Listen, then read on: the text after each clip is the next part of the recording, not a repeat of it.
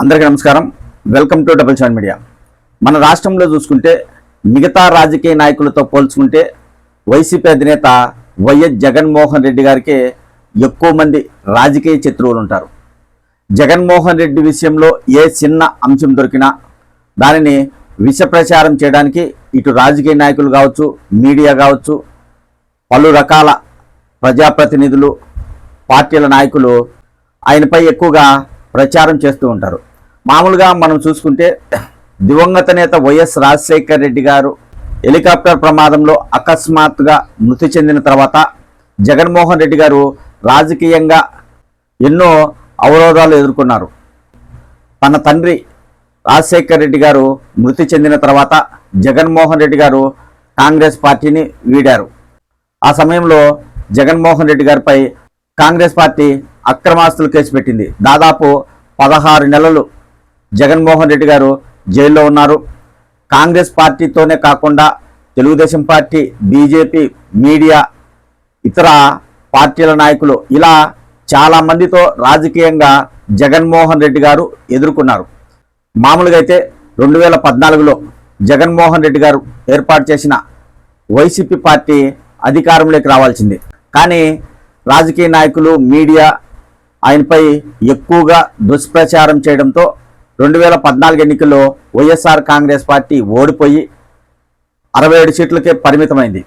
అయితే అందులో కూడా జగన్మోహన్ రెడ్డి పార్టీని, ఆయన్ను దెబ్బతీయడానికి తెలుగుదేశం పార్టీ వైసీపీలో గెలిచిన 23 మంది ఎమ్మెల్యేలను తమ పార్టీలో చేర్చుకొని 4 ఎమ్మెల్యేలను మంత్రులను కూడా చేయడం జరిగింది. అంటే జగన్మోహన్ రెడ్డి గారు రాజకీయంగా ఎదగనీయకుండా ఆ పార్టీని భూస్థాపితం చేయడానికి 2014లోనే తెలుగుదేశం పార్టీ ఎంతో కృషి చేసింది. అయితే జగన్మోహన్ రెడ్డి గారు ఎక్కడా నిరాశ చెందలేదు. ఆయన ఎన్ని రాజకీయ అవరోధాలు వచ్చినా ధైర్యంగా ఎదుర్కొన్నారు. ఏమాత్రం ఆయన బెదరలేదు, వణకలేదు, భయపడలేదు. ఆయన రాజకీయం ఆయన చేసుకుంటూ వెళ్ళిపోయాడు, ప్రజల్లోకి వెళ్ళాడు. అయితే జగన్మోహన్ రెడ్డి గారు పాదయాత్ర చేపట్టిన తర్వాత ప్రజల్లో ఆయనకు ఒక గుర్తింపు వచ్చింది. ఎలాగైనా ఈసారి జగన్మోహన్ రెడ్డిని ముఖ్యమంత్రి చేయాలని ప్రజలందరూ అనుకున్నారు. అందుకే 2019లో వైఎస్ జగన్మోహన్ రెడ్డి గారు ఏర్పాటు చేసిన వైఎస్ఆర్ కాంగ్రెస్ పార్టీ 151 సీట్లతో అధికారంలోకి రావడం జరిగింది. అయితే వైసీపీ అధికారంలోకి వచ్చిన కొన్ని మీడియా సంస్థలు 2019 నుంచి 24 వరకు జగన్మోహన్ రెడ్డికి వ్యతిరేకంగా ప్రతిరోజు వార్తలు రాస్తూ వచ్చేవారు. వైసీపీ ప్రభుత్వంపై ఒక వర్గం మీడియా దుష్ప్రచారం ఎక్కువగా చేసింది. ఆ ప్రభుత్వంలో ఏ చిన్న అంశం దొరికినా దానిని ప్రజల్లోకి విస్తృతంగా తీసుకెళ్లి వైఎస్ఆర్ కాంగ్రెస్ పార్టీ రాబోయే రోజుల్లో అధికారంలోకి వస్తే ఇక రాష్ట్రం అభివృద్ధి చెందదు, రాజకీయ నాయకులు అవినీతిలో కూరుకుపోతారు, రాష్ట్రం అప్పులమయమవుతుంది, శ్రీలంక అవుతుంది, ఇంకొకటి అవుతుంది, ఇలా పలు రకాలుగా వైసీపీ ప్రభుత్వంపై ఒక వర్గం మీడియా ప్రత్యేకంగా విష ప్రచారం చేసిందంటే జగన్మోహన్ రెడ్డికి రాజకీయ నాయకులే కాకుండా మీడియాలు కూడా వ్యతిరేకంగా పనిచేస్తున్నాయని మనం ఇక్కడ గుర్తించాలి.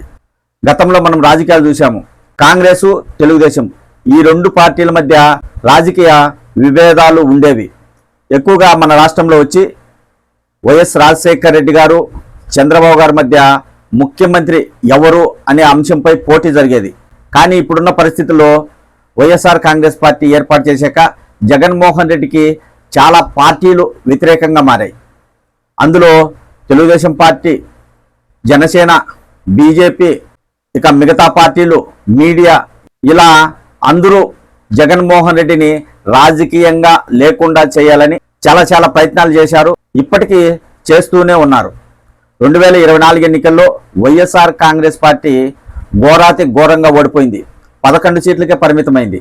కనీసం ప్రతిపక్ష హోదా కూడా ఆ పార్టీకి లేదు.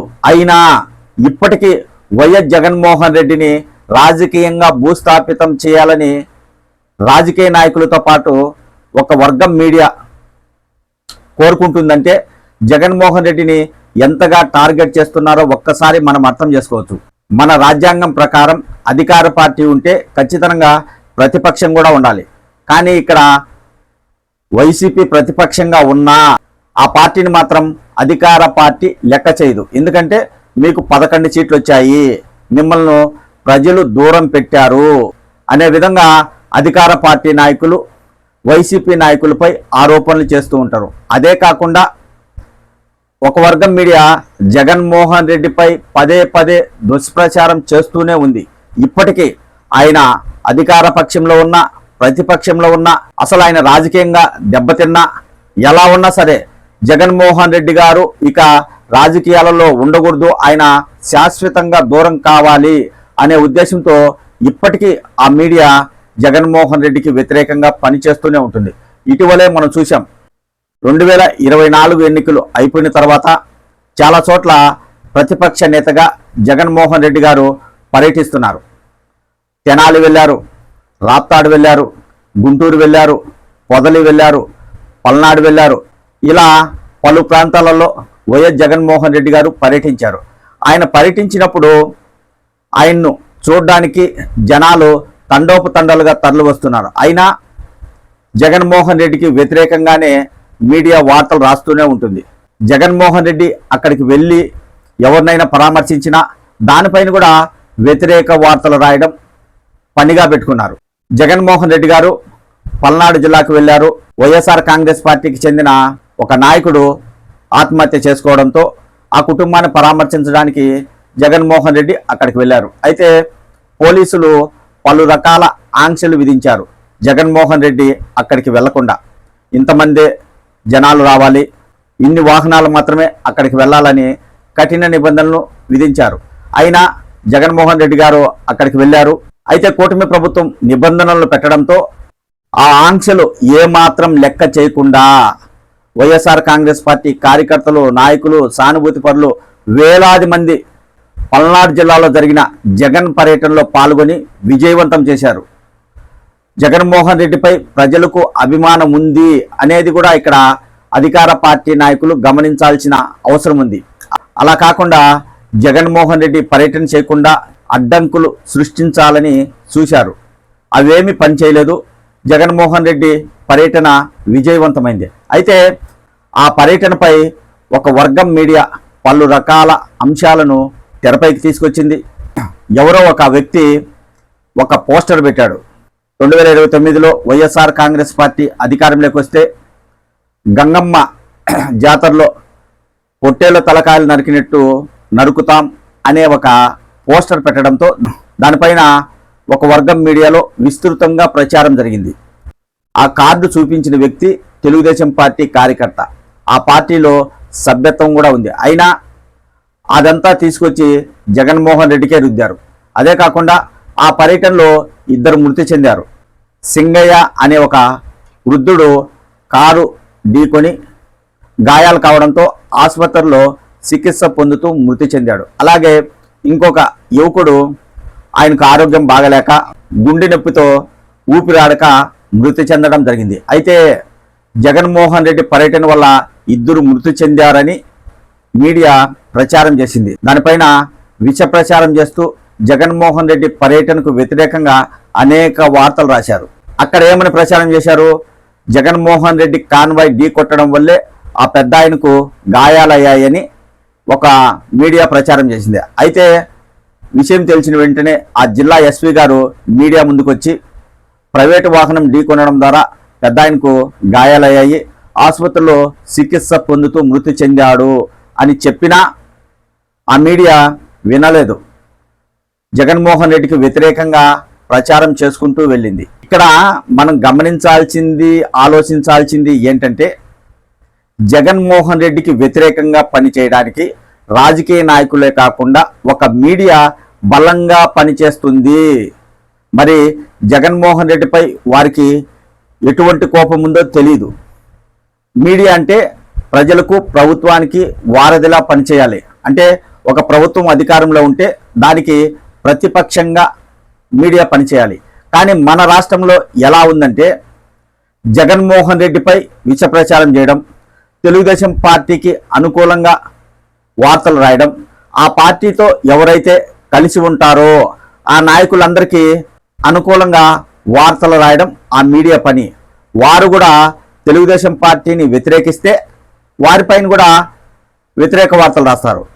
తెలుగుదేశం పార్టీతో కలిసి ఉంటే ఏ నాయకునిపై అయినా మంచిగా వార్తలు రాస్తారు. తెలుగుదేశం పార్టీని వ్యతిరేకిస్తే వారిపై చెడుగా వార్తలు రాస్తారు. ఇది మన రాష్ట్రంలో మీడియా పరిస్థితి. ఇక్కడ నేను చెప్పదలుచుకునేది ఏంటంటే, కూటమి ప్రభుత్వం అధికారంలోకి వచ్చి ఏడాది పూర్తయింది. ఈ సందర్భంగా ఈ మధ్యకాలంలో ఒక సర్వే వచ్చింది.